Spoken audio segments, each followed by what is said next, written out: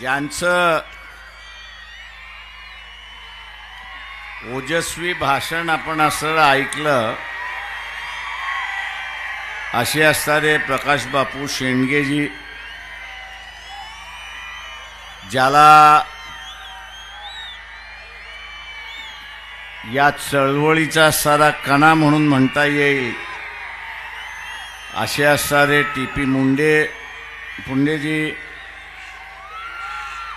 कोकणातले असणारे नेते पण ज्यांनी बोलले नाहीत असे असणारे चंद्रकांत बावकरजी, ज्यांनी ही सभा आयोजित केली,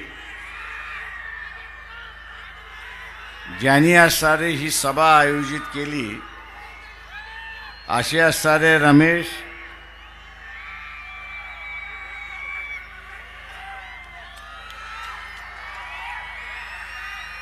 बावस्कर आणि त्यांचे असणारे सगळे साथी सहकारी, त्याच्याचबरोबर जिल्ह्याचे असणारे अध्यक्ष अनिल चव्हाण, त्यांचे असणारे सगळे सहकारी, या मंचकावरती उपस्थित असणाऱ्या डॉक्टर क्रांतीताई,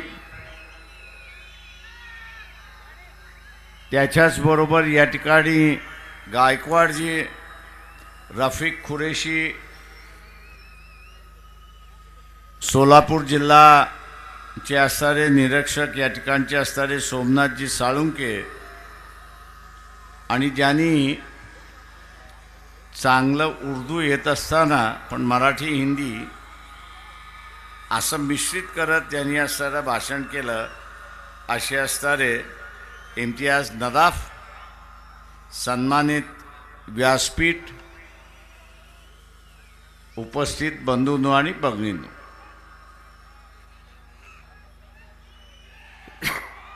सत्तेची असणारी ताकद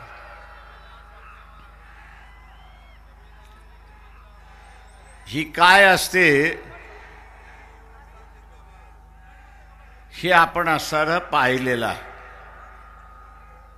कालच आपण असणारं ते अनुभवलं.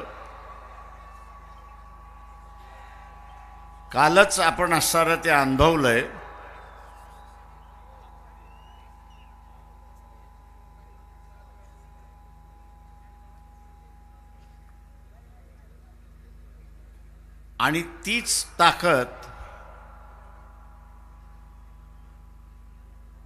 हा जनसमुदाय जो उभा आहे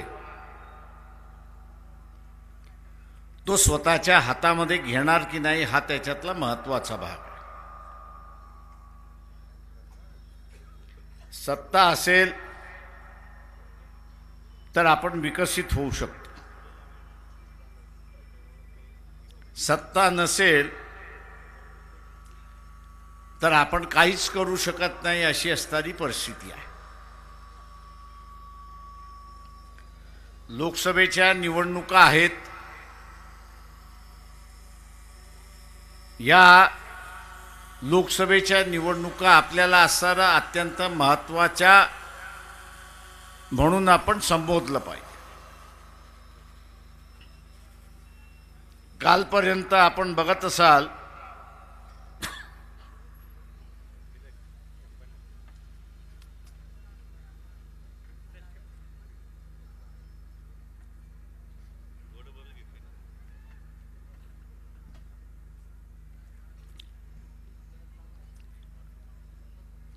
जनरेटरचा माईक असल्यामुळे तो आवाज माझा खेचत राहणार.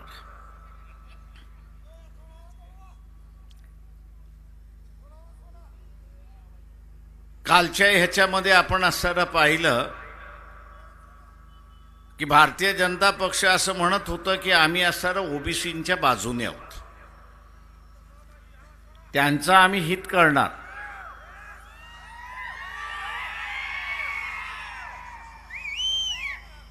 तुमचं ओरडून झालं असेल तर मला सांगा, मग मी बोलतो.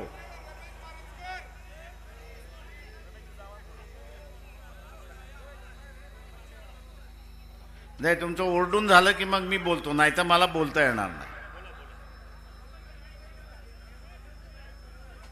तिथे खाली बसून घ्या सगळेजण.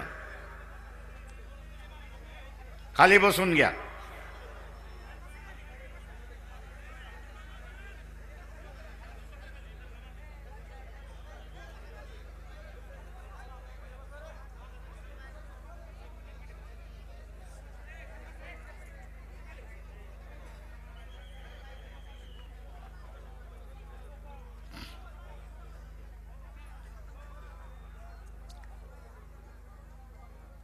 कालपर्यंत भारतीय जनता पक्ष असं म्हणत होतं की आम्ही असणारं ओबीसींच्या बाजूने आहोत. आम्ही त्यांचं नुकसान होऊ देणार नाही.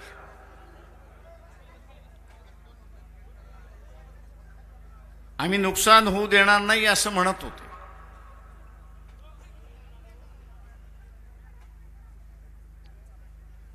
परंतु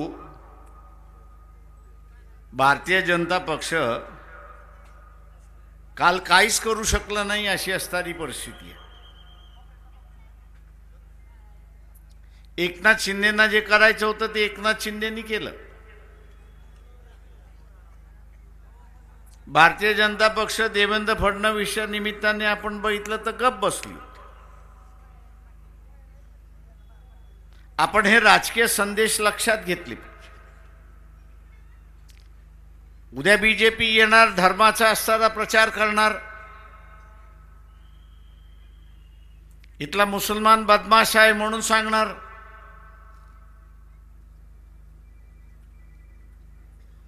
त्या मुसलमानाला असणारा आपल्याला ताब्यात ठेवलं पाहिजे म्हणून सांगणार.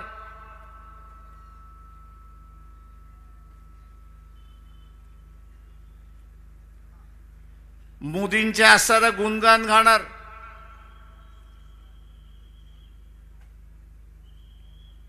त्यांनी कितीही गुणगान घातले तरी आपण असणारा हा विचार केला पाहिजे की माझे अधिकार शाबूत ठेवणारा हा पक्ष आहे का.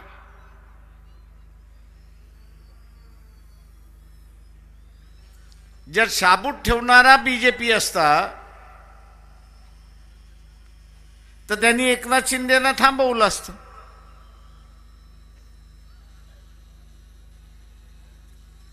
पण जो पक्ष एकनाथ शिंदेला थांबवू शकत नाही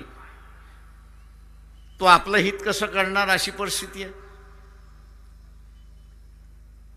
आणि त्याच्यामुळे आपण काही राजकीय निर्णय या ठिकाणी घेतले पाहिजे.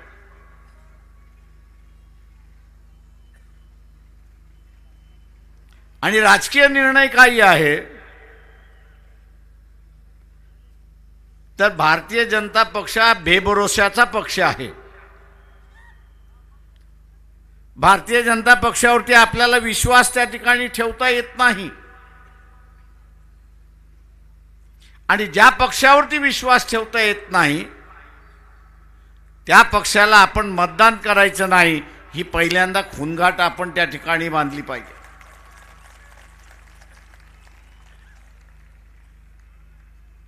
की जो पक्ष शब्द देतो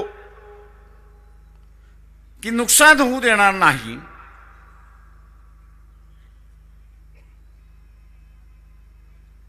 आणि ते पाळू शकत नाही, अशा पक्षावरती असणारा भरोसा ठेवायचा नाही हे आपण लक्षात घ्या. उद्या ठेवला तर जे काय राहिलेलं आहे तेही जाईल अशी असणारी परिस्थिती आहे.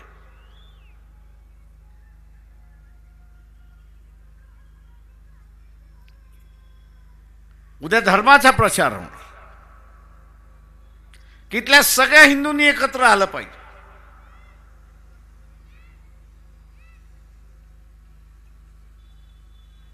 आपण असा उलटा प्रश्न विचारायला सुरुवात केला पाहिजे की बा आपण म्हणता सगळ्या हिंदूंनी एकत्र आलं पाहिजे, मग आम्ही कोण आहोत हे पहिल्यांदा सांगा. इथला ओबीसी हिंदू आहे की नाही हे पहिल्यांदा सांगा. उत्तर येईल होय तो ओबीसी हा हिंदू आहे, मग आमच्या अधिकाराचे संरक्षण का केलं नाही.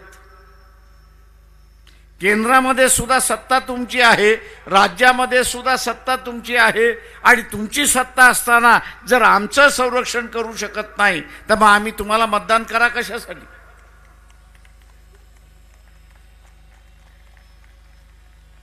मग मतदान करा कशासाठी? माझं आपलं आव्हान आहे,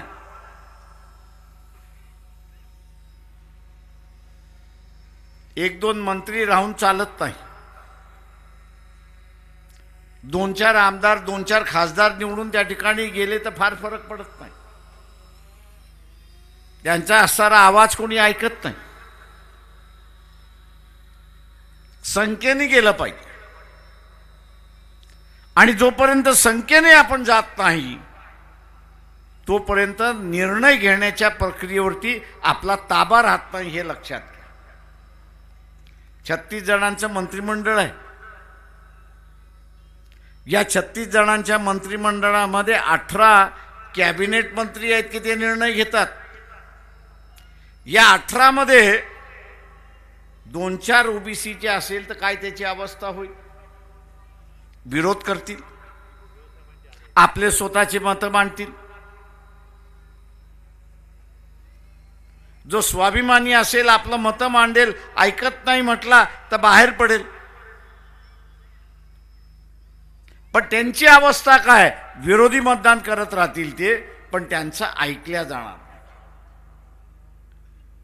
पण उद्याच्या ह्या 18 कॅबिनेट मंत्र्यामध्ये 9 कॅबिनेट मंत्री ओबीसीचे असेल तर काय होणार आहे?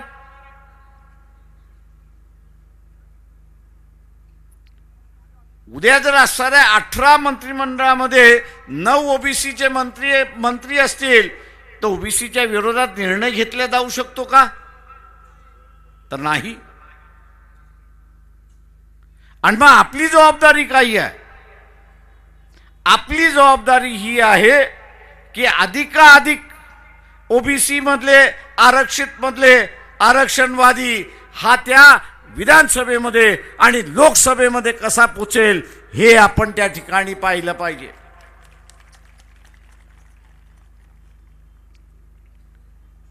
त्या पार्लमेंटमध्ये 544 आहेत. त्याच्यापैकी ट्रायबल आपण असणारा बाजूला काढला, कारण का ट्रायबल हा असणारा म्हणतो की मी धर्म मानत नाही, मी निसर्ग हा माझा धर्म आहे, आणि इथला असणारा संविधान आणि कायदा म्हणतो की त्याला असणारा आपण हिंदू समजतो कामा नये. उरलेले सोडले तर 20-25 मुस्लिम आहेत. त्यांना बाजूला काढलं तो उरलेले सगळे असणारे हिंदू आहेत. हे जे बीजेपीचा कांगावा चाललेला आहे, धर्माचा जो कांगावा चाललेला आहे, हा एक प्रकारचा डाव आहे. आपण असं लक्षात घ्या. कुठला डाव आहे? तर हा जो आरक्षणवादी आहे, ओबीसी आरक्षणवादी आहे, आरक्षण पाहिजे म्हणून म्हणतोय, एससी आहे आरक्षण पाहिजे म्हणून म्हणतोय, इथला ट्रायबल आहे आरक्षण पाहिजे म्हणून म्हणतोय. याच्या आरक्षणावरती डल्ला मारायचा, याच्या आरक्षणावरती डल्ला मारायचा आहे. आणि पुन्हा डल्ला मारून प्रकाश शेंडगे यांनी जे मांडलं की जुनी व्यवस्था पुन्हा नव्या रीतीने आणायची.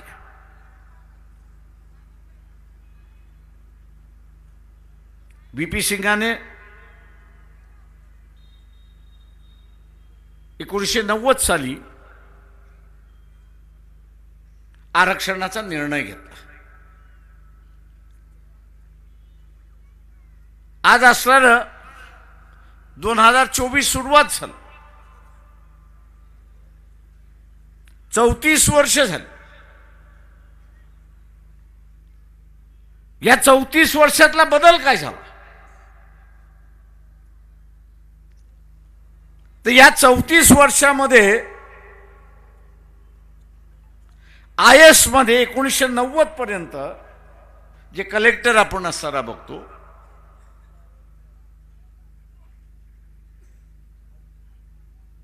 2% सुद्धा ओबीसी नव्हता,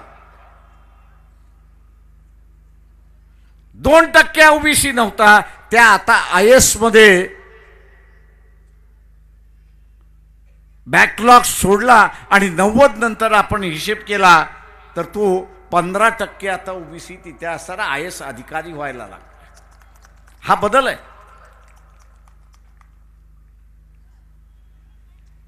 हा बदल आहे. आणि बीजेपीला असं वाटतं की जे आपला हक्काचं होतं,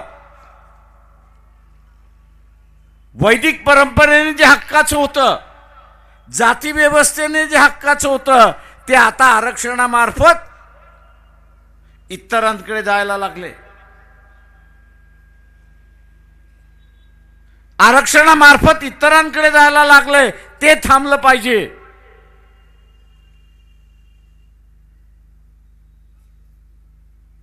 ते थांबलं पाहिजे.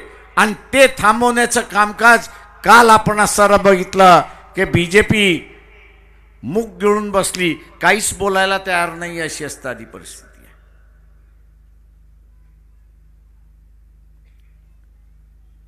बीजेपी जी आहे ती मुख गिळून बसली. नुकसान कोणाचं झालं? तर ओबीसीचं नुकसान झालं. नुकसान कोणाचं झालं? तर आपलं नुकसान झालं. सत्तेवरती कोणी बसवलं? तर आपणच सत्तेवरती बसवलं.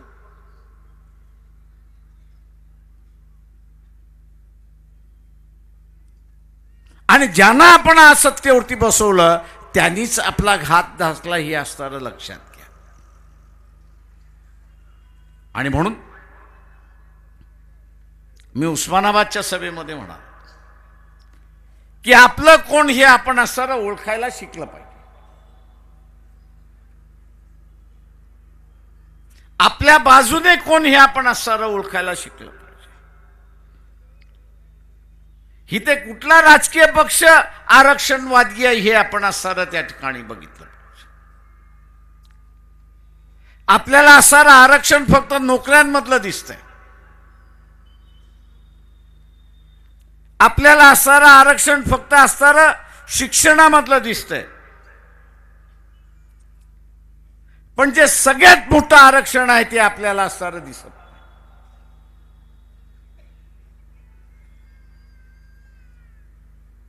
इथे असणारा प्रकाश अण्णा शेंडगे यांनी असणाऱ्या संस्था कोणाकोणाकडे आहेत त्याचा पाडा वाचला. आज या सगळ्या शिक्षण संस्था, साखर कारखाने, पतसंस्था, इतर सगळ्या गोष्टी का गेल्या? तर सत्तेमुळे गेल्या. आणि तिथे सुद्धा सत्तेतली मक्तेदारी सुरुवात झालेली आहे. या संविधान बदला असं जे बीजेपीचं चाललेलं आहे त्याचं कारण का? तर हे संविधान नुसतं शिक्षणातलं आरक्षण म्हणत नाही, नोकऱ्यांमधलं आरक्षण त्या ठिकाणी म्हणत नाही, तर हे जे म्हणतंय की 6.5 लाख कोटी 6.5 लाख कोटी जे महाराष्ट्राचं बजेट आहे त्या बजेट मधला 27% हिस्सा हा ओबीसीला गेला पाहिजे. तरतूद आहे, पण ती कागदावरती राहिली. का कागदावरती राहिली? तो ओबीसी म्हणून ओबीसी बघायला तयार नाही. ओबीसी मी आरक्षणवादी आहे तो म्हणायला तयार नाही. आरक्षणाच्या बाजूने लढायला तयार नाही.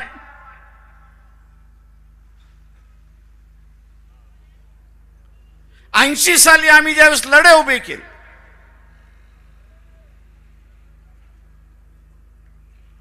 त्यावेळेस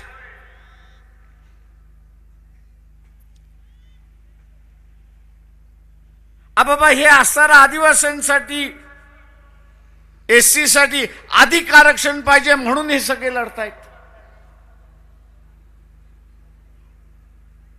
जेव्हा लागू झाला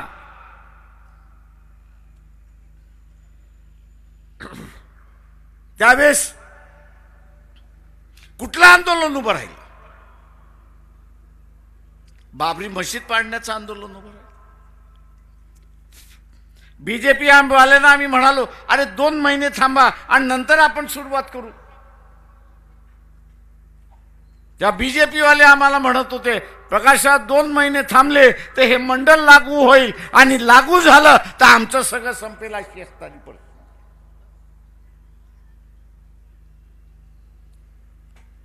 त्या काळामधला टाइम्स ऑफ इंडियाचा एक फोटो फार महत्वाचा आहे.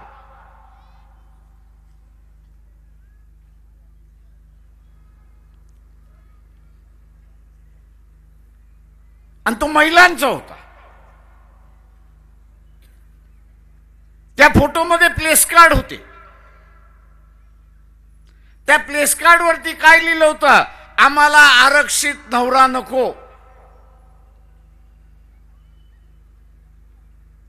प्लेस कार्ड कावरती काय होतं? तर आम्हाला आरक्षित नवरा नको.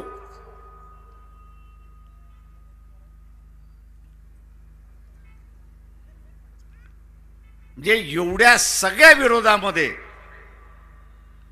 आणि पुढाकार कोणी घेतला होता? तर भारतीय जनता पक्षाने घेतला होता. तेव्हा कालचा निर्णय झाल्यानंतर मला असं अनेक जण म्हणत होते, प्रकाशराव बीजेपीने काय केलं? म्हटलं काय करणार, जे होतं ते केलं त्यांनी. त्यांचं जे चारित्र्य होतं ते त्यांनी पुन्हा एकदा दाखवून दिलं. आता आपण बळी पडणार आहात का? हा त्याच्यातला महत्वाचा भाग आहे. जे इथे आरक्षणवाद्याला मातीमध्ये गाडायला निघालेले आहेत त्या पक्षाला आपण सत्तेवरून दूर करणार आहोत की नाही, हा खरा प्रश्न आहे, हे लक्षात घ्या.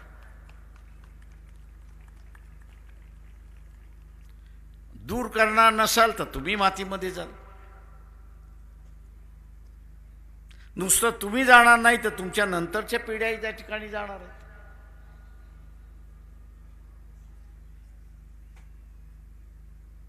तेव्हा आपल्या पिढ्यांचं नुकसान करायचं का? मी इथल्या साऱ्या आरक्षित वर्गांना विचारतो, 30 वर्षापूर्वी तुमच्या घरामध्ये डॉक्टर होता का? ह्याचं उत्तर द्या.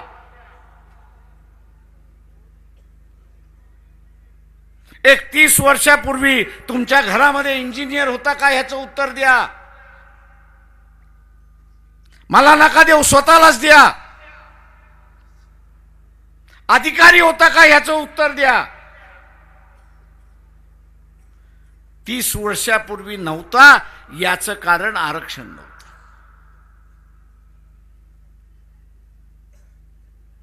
आरक्षण आला आणि प्रत्येक समूहांमध्ये डॉक्टर झाला, इंजिनियर झाला, आर्किटेक्ट झाला, सायंटिस्ट झाला, वेगवेगळ्या हुद्द्यावरती गेला.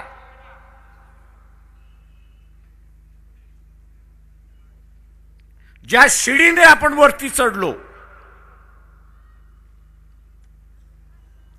ज्या शिडीने आपण वरती चढलो त्या शिडीची इमानदारी राहायचं की नाही, हा त्याच्यातला प्रश्न आहे.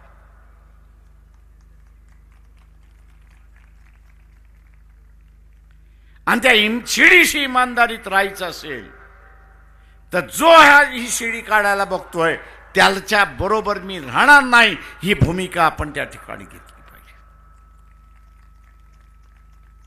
घेणार की न घेणार? अर्ध्या जणांचा आवाज येतच नाही.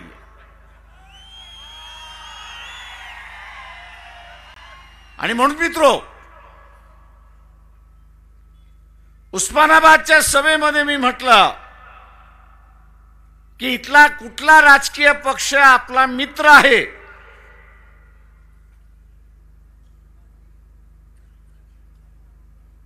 याचं आपण ठरवलं पाहिजे, हे लक्षात घ्या.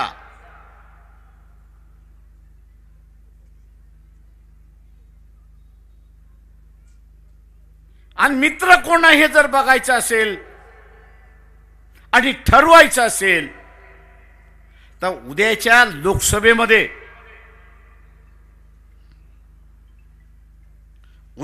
लोकसभेमध्ये राखीव जागा सोडून 3 आदिवासींना आणि 4 एससीला असं सोडलं ते 41 जागेंमध्ये, की ज्याच्यामध्ये 6 जागा मी असं म्हणेन शहरी भागातल्या आहेत त्या सोडल्या, तर उरलेल्या 34 जागेमध्ये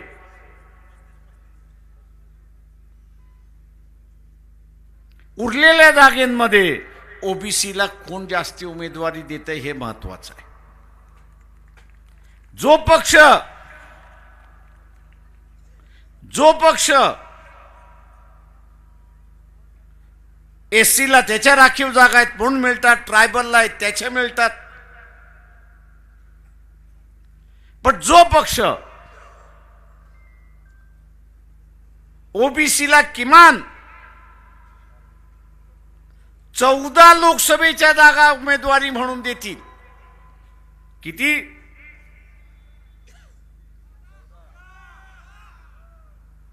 14 उमेदवार देतील, तोच आपला पक्ष.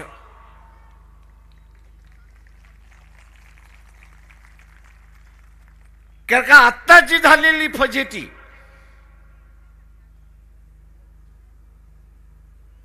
आंदोलनातून, सभेतून ही जागृती होते, जनजागृती होते, पण निर्णय हा त्या विधानसभेमध्ये आणि लोकसभेमध्ये घेतला जातो. निर्णय जो आहे तो विधानसभेमध्ये आणि लोकसभेमध्ये घेतला जातो. उद्या विधानसभेमध्ये आणि लोकसभेमध्ये आरक्षणवादी पोचलाच नाही तर त्याच्या हिताचं कोण चर्चा करणार? त्याच्या हिताचा निर्णय कोण घेणार? आणि म्हणून किमान 14 उमेदवार जो देईल तोच आपला पक्ष, आणि त्यालाच आपण असताना मतदान केलं तर आपण आपलं हित साधू शकतो. आणि आज जो प्रगतीचा ग्राफ आपला वाढत चाललाय त्याला आपण असताना टिकू शकतो हे लक्षात घ्या. आणि म्हणून बंधुवान भगिनींनो, महिन्याभरामध्ये नगारे वाजायला सुरुवात होती. जसं आपण म्हणतो की बापात बाप नाही, लेखात लेख नाही, अशी अवस्था येते, तशी आता राजकारणातली व्यवस्था झाली. गाजाबाजा करत एनडीए झालं. मी त्याच वेळेस म्हणालो होतो हे फार काळ काही टिकणार नाही. काय का तुमचं बूड हे जर घट्ट नसेल तर कधीही ते पडू शकतं, अशी असणारी परिस्थिती. आणि आज आपण बघितलं असेल की इंडियामधनं आप गेलं, ममता बॅनर्जी गेली आणि आज नितीश गेला. उद्या असताना बघायचं आहे की काँग्रेस आणि सपा टिकतात का हे असताना त्या ठिकाणी बघायचं.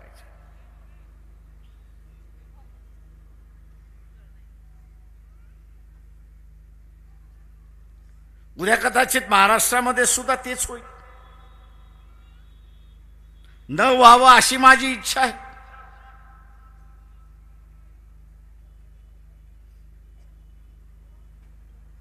आणि म्हणून अपमानास्पद वागणूक मिळत असली तरी आम्ही असताना म्हणतोय बीजेपीला केंद्रातून घालवायचं असेल तर आपण असताना विषयाचा प्याला पिळून इथं असताना एकत्र राहिलं पाहिजे.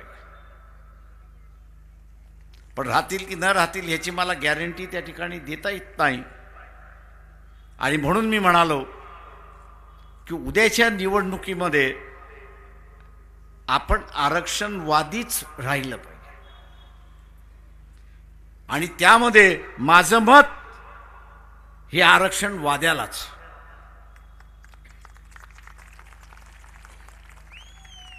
नुसत्या टाळं नाही, स्वतःहून तुम्ही म्हटलं पाहिजे माझ्याबरोबर की माझं मत